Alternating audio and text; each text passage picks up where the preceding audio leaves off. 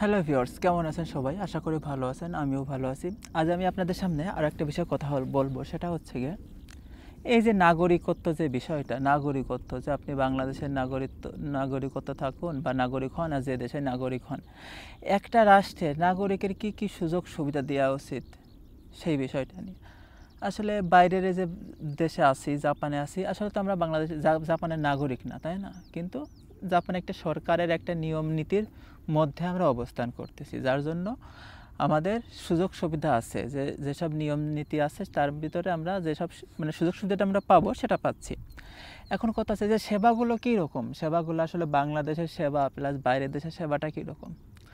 এখানে একটা জিনিস আমি দেখলাম যে আপনি একটা সিটি হল বা আপনি হচ্ছে পৌরসভা বলেন আর ইউনিয়ন পরিষদও বলেন, যেখানেই যান সাধারণত আপনি আইডি কার্ডটা, বাংলাদেশে সাধারণত কোনো একটা কাজ করতে গেলে আইডি কার্ড তো আপনার বোঝাখানেক, মানে করেন যে সেই এক বোঝা ফটোকপি করে নিয়ে যাইতে হবে, তাই না? আপনি কম্পিউটারের দোকানে যাবেন, টাকা খরচ করবেন, ফটোকপি করে ওখানে জমা দিবেন, তারপরে আপনার কাজটা হবে। তাও কাজটা কি আপনার সঙ্গে সঙ্গে হবে? হবে না।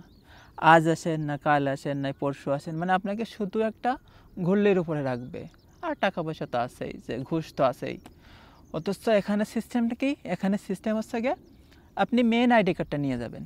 এখন আপনার মেন আইডি কার্ডটা নেওয়ার পরে তার 1 কপি লাগুক, 5 কপি লাগুক, 10 কপি লাগুক, সে তারা ফটোকপি করে নেবে। কারণ ওখানে ফটোকপি মেশিন আছে, সরকার দিয়েই রাখছে। ওখানে সব কিছু আছে, প্রিন্টার আছে, সবই আছে। তার যে কয় কপি প্রয়োজন সে সেখান থেকে ফটোকপি করে নেবে। আপনার এই ফটোকপি বাবদে 1 টাকাও খরচ করতে হবে না। আপনাকে তো অরিজিনাল কার্ড দিয়েছে, অরিজিনাল কার্ডটা দেওয়ার উদ্দেশ্যটা তাহলে কী হলো? আপনার যদি প্রতিটা ক্ষেত্রেই এতে ফটোকপি করে দেওয়া লাগে, তাহলে অরিজিনাল কার্ডের কী প্রয়োজন?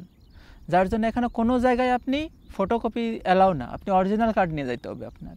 ওদের প্রয়োজন হলে ওরা ফটোকপি করে নেবে। আর বাংলাদেশে কি, আপনি ফটোকপি জমা দেন, বোঝাখানিক ফটোকপি জমা দেন, এদিকে টাকা খরচ করেন, আবার ওদিকে তো ঝামেলা আছে। আর এখানে আরেকটা বিষয় আছে গিয়ে কাজের যে সেবার যে মাধ্যম, আপনি একটা কাজের জন্য গেছেন আজকে, আপনি ওই দিনই কাজটা পাইয়ে দেবেন এবং অল্প সময়ের মধ্যে আপনার কাজ কমপ্লিট হয়ে যাবে। আপনাকে বলবে না যে আবার আর একদিন আসেন, নেক্সট দিন আসেন বা অমুক দিন আসেন, কোনো ঘোরাঘুরি করাবে না আপনাকে। আপনাকে নির্দিষ্ট সময় দেবে, হয়তো 5-10 মিনিট একটু ওয়েট করতে হবে, তার মধ্যে আপনার সমস্ত কাজগুলো কমপ্লিট করে আপনার দিয়ে দিবে। আর চার্জ যেটা নিয়ে সরকারি চার্জ, সেটা সরকারি চার্জ নেবে। অথচ বাংলাদেশে কি, সরকারি চার্জ দেওয়া একরকম, আবার হচ্ছে গিয়ে গোপন চার্জ দেওয়া আর একরকম, আর টেরা তো আছেই। আপনি একটা জন্ম নিবন্ধন ঠিক করতে গেলে আপনার কয়েকটা দিন ঘুরাবে, মানে আপনি ঘুরতে ঘুরতে আপনার জীবন শেষ। অথচ আপনি কাজ পাচ্ছেন না, আবার যখন পাচ্ছেন সব ভুল। অথচ এসব দেশে কোনো ভুলের কোনো সিস্টেম নেই, আপনি সঙ্গে সঙ্গে কাজ পেয়ে যাচ্ছেন, আপনি জমা দিচ্ছেন অরিজিনালটা, আপনার সব কিছুই করে আপনার দিয়ে দিচ্ছে জিনিসপত্র। আসলে শুধু নাগরিকত্ব মানে এমন না যে আপনার সমস্ত কিছুই করবে। আপনি সুযোগ সুবিধা জিনিসটা হচ্ছে গিয়ে উন্নত দেশ আর বাংলাদেশের ভিতরে অনেক ডিফারেন্স। আপনার অবশ্যই বাংলাদেশের যেসব সেবার মান, এটা তো আসলে ভালো না, এটা উন্নতি করতে হবে। বাংলাদেশটাকে যদি উন্নতি করতে হয়, এসব সেবার মানও উন্নতি করতে হবে। আর এই 2 নম্বরই চিন্তাভাবনা যারা জব করে, তাকে 2 নম্বরই চিন্তাভাবনা ছাড়িয়ে দিতে হবে। তাছাড়া সম্ভব না আর কি। আসলে বাংলাদেশের সেবার মান আর বাইরের দেশের সেবার মান মানে আকাশ পাতাল ডিফারেন্স। বাংলাদেশের সেবার মানে তো দুর্নীতিগ্রস্ত, টাকা ছাড়া কিচ্ছু নাই। টাকা আছে, হয়ে যাচ্ছে, তাও আপনার সঙ্গে সঙ্গে হচ্ছে না, কিছুটা সময় লাগতেছে, অন্য মাধ্যমে হচ্ছে। কিন্তু যে প্যারা তো আছেই, এটাই জীবন, এটাই বাস্তবতা। কি আর করার, কিছু তো করার নাই। এখন আমরা হাই আফসোস করলেও বাংলাদেশ সরকার এটা নিয়ে কোনো মাথা ঘামাবে না বা এটা পরিবর্তন করার কোনো চেষ্টা করবে না। তারা মানে বাংলাদেশের দিকে, বাংলাদেশ শুধু বাইরের দিকে তাকাবে না, যে শুধু অন্যান্য দিক থেকে বাইরের দেশে জিনিসপত্রের দামের ক্ষেত্রে বলবে হ্যাঁ অমুক দেশে অমুক দাম, এখন আমাদের দেশে কম আছে। আসলে কম আছে, কিন্তু আপনি কি সেবা দিচ্ছেন, আপনি আপনার নাগরিকের কি সুযোগ সুবিধা দিচ্ছেন আপনি? আপনার এই যে দেশে এত পরিমাণে বেকারত্ব, বাইরের দেশে দেখুন তো বেকারত্ব কত আছে। বাইরের দেশে বেকারই নাই, অথচ বাংলাদেশে বেকার ছাড়া কোনো লোকই নাই। এ যারা আপনার হচ্ছে অনার্স মাস্টার্স কমপ্লিট করে অ্যাভেলেবেল ঘুরে বেড়াচ্ছে, রিক্সা চালাচ্ছে, ফ্লেক্সি লোড করে বেড়াচ্ছে, বিভিন্ন নর্মাল কোম্পানির হচ্ছে গিয়ে এমপিও চাকরি করতেছে। পড়ালেখার কোনো মূল্য আছে বাংলাদেশে কোন তো?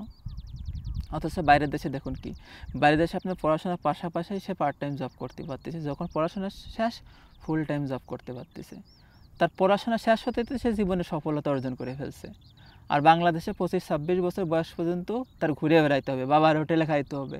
যখন পড়াশোনা শেষ করবে, চাকরি পাবে না, তখন তামাম মানুষের কথা শুনতে হবে। তখন তার লাইফে মনে হবে যে তার মতো হতভাগ্য বা তার মতো খারাপ মানুষ আর এই পৃথিবীতে নাই। তামান মানুষের প্যারা নিবে সে তখন।